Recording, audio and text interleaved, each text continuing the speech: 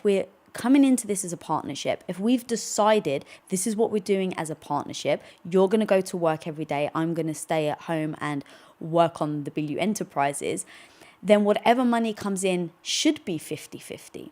All right, so kick-off question from Emily Kolowski from Facebook. I think this was last week or the week before. We are a one-income family. My husband works from home and I stay home with our daughter. What is the best way to communicate the guilt I have for not contributing monetarily? Husband says it's not a big deal, but I find I put my own needs on the back burner because spending money on myself is difficult. What's your best tip for discussing finances? So I feel like there's kind of two parts to that. One, her being a stay-at-home mum and her husband going out to work, and that she feels guilty that she's not contributing on the money side of it. And then two, she's putting her own needs on the back burner because she then feels guilty about spending anything on herself. Right. So take it away, homie. Like this, you want to talk about something you've got just mad expertise in. Yeah. So walk people through, because I don't know if everybody realizes for like the first, like 8 or 9 years of our marriage, you were what I called the CEO of Bilyeu Industries, but you stayed at home. And that, let's just address the name first. So for whatever reason, I didn't like the word housewife. And I don't know why, because maybe at the time I didn't really realize the weight that women have. Like, being a housewife is freaking hard work, and there's a lot of time and energy and dedication that goes into it. But growing up, I kind of always thought as being a housewife as like the easy out. I don't know, like total misconception, but I did. So I didn't really put much weight to that word, and so I really didn't like calling myself a housewife. And I remember once I was going through immigration, and you have to fill out your profession, and I was actually with my sister, Lily, and she was like, oh, housewife. And I was like, no, don't put that. She was like, well, why not? And I said, because I don't see myself as a housewife. And then I got stuck and I was like, well, what do I see myself as? And so it really was an identity thing. And me and you sat down and I was very honest with you about the fact that I didn't like to be called a housewife. And you were like, well, look, at the end of the day, that's just a title. Like, the truth is, you run the family, you run the household. What you do isn't more than I do. Like, the workload is just as equal. It's just you get paid for it and I don't. And so the word itself doesn't have meaning. So really, you were like, I see you as the CEO of Bilyeu Industries, and Bilyeu Industries is just me and you. Like, it wasn't a company at the time. Don't forget Batman. And we had that little puppy Batman. You're right. But just in that, like, you were so encouraging and empowering for me to really feel like I could own what I was doing and feel good about it. And just by that little twist in the title made me feel good about what I was doing. And then we sat down and we discussed all the things that made us a team, right? If you're going to go out from X time to X time, or like all day and night working, then what is it that I need to bring to the table where we feel like now we're equal partners? And it was the food, it was the finances, it was the mail, it was taking care of the puppies, it was if something was sick, or our insurance. Like, it was all these things that women do as housewives. But there's a lot to do, and it does take up, a lot of your time. Now, I'm not saying that it was full-time for me. I definitely had the flexibility of I could go to the gym whatever time I liked. I could have lunch with my friends if I needed to or wanted to. But it really was like we had sat down, had that open discussion. I was very open with you about how I felt about being a housewife, because I did love art and I did love the idea of business. And so you were like, well, you are running in a business. So I loved that. That communication really helped me figure out where I fell.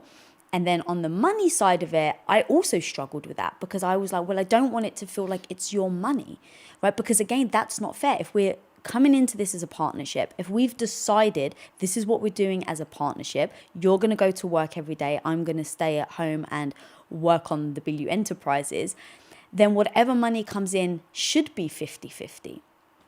And you were I think it was even your idea, to be honest.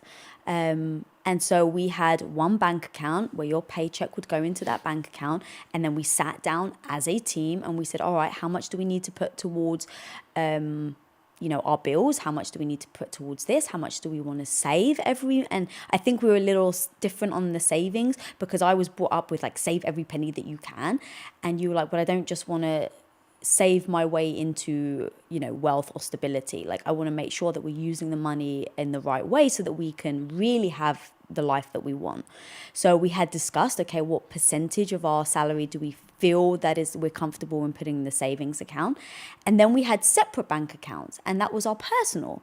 And that was, all right, every week or every month we put a certain percent in my bank account for me and then for you.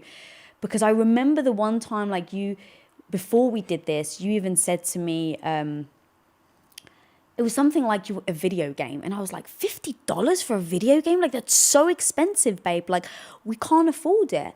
And you were like, you know what? It doesn't make me feel good to ask for permission. So instead of asking for permission, like, I want to feel like an adult. I want to feel like I can make my own decisions. And if I really want to just waste the money, I want to be able to do that without having to ask you. And so that's where I think, I don't know if I'm right, my memory's kind of jogging me a bit little, but I think that's where we then were like, okay, let's have our separate bank accounts. And if you want to know how much is in my bank account, fine, but like, I'm going to spend it however I want. If I want to buy new shoes every week, I don't have to ask you. I don't want to feel guilty about it. And that was really important for me, because I didn't want to feel like I was a kid going to, my dad to ask for pocket money. I wanted to feel like an adult. And if I wanted to spend money on something that made no sense to everybody else, I'm going to do it without guilt. Yeah, no question. And so to, I guess, give the other side of that equation. So as the person who was making the money, I think that the real problem that people get into is, so many people would say, well, I'm the one that's going out, I'm earning the money, like, there should be a greater percentage allocated to me, or I should have more power in the relationship, or whatever. That is to fundamentally misunderstand the nature of a human being.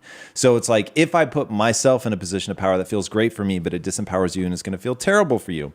So that just seemed so obvious to me that it was a terrible long-term strategy. And yeah, so this is where people really have to think and be honest with themselves about what they want in the relationship. So if what you want is power, you're never going to have a great long-term relationship, because if you see power as like a zero-sum game where I'm going to take more of the leverage in this because I'm earning the money or whatever, then the other person is diminished in their power. They're going to feel unequal. That doesn't play out well over time. That literally diminishes them as a person. I never wanted to do that. So very, very early on, it just seemed so obvious to me that the only reason that a relationship was worth all the sacrifices that you make is if the person makes you feel better about yourself when you're around them, when you're not. So, but that has to be a two-way street. And the way that you frame everything matters, like, period. Like, life, there's nothing objectively true. So if I was to say, oh, you're just a housewife, right? Like, imagine I never even said the whole thing about you're the CEO of Bilyeu Industries, and I had just said, but babe, you're a housewife. Of course you should get half, right? Then it would be like, whoa, like, I could have helped you see housewife as like the most amazing thing you could ever be. And that just all comes down to the framing. Now, because I was like, that was the beginning of my entrepreneurial journey, the notion of like being a CEO just resonated with me so much. I wanted to give you, I was essentially giving you the gift I would want to receive by calling you the CEO of Bilyeu Industries.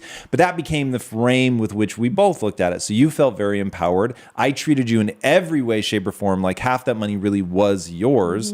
Because, by the way, I really believed that. Like, I internalized that. And I was like, she's facilitating what I'm doing. And so to demean that just seems crazy. Like, but even if it's not crazy, it's a terrible long-term strategy.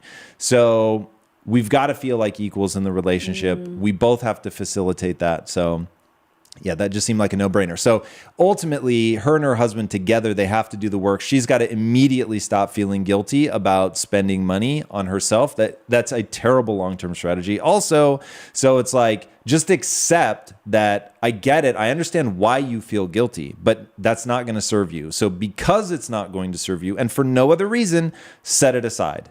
Reframe it in a different way, and either see that you really are facilitating him and thusly it is a true partnership, or if you believe that you're not facilitating him, go get a job. So, and if it's like, as soon as you go, yeah, I should go get a job. Well, wait, then the kids, or I'm not going to be able to. It's like, yeah, exactly. You just realize the value that you actually are bringing. So if you really are bringing value, accept it, own it, internalize it, and really like stand up to that. Don't like allow yourself to feel diminished by yourself, by the way, or by your husband. And if you're realizing I'm not bringing value, go get a job and then you're going to have money. So, but one of those two things needs to be true, right? So that would be my advice. Yeah. And within that framing, it made me feel less like I was like a maid.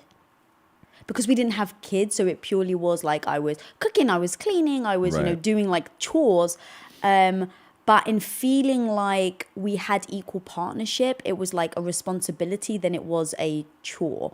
And if you came home and, we were out of something in the fridge or whatever, I would take responsibility, that not feeling like, oh shit, I'm a maid and I've let you down. It's like, oh, it's a partnership and I haven't fulfilled my end of the bargain, right? Because it's like, if you were just like, babe, I'm not going to go to work today. In fact, I'm going to take the whole week off, right? Like I would be like, well, babe, you got to go to work. So I would, put that on you. And so expecting that back, I was very okay with it. So if you came home and you're like, hey, look, I need to go work out and I don't have food, just putting that kind of reflection on, okay, well, if you had said to me, I'm not going to go to work, like I would feel the need to like say to you, you need to.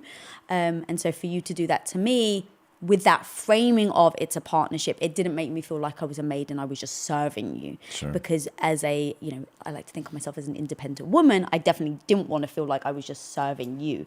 I wanted to feel like we're in it together and this is a joint partnership and we've decided this is the life we're leading together. So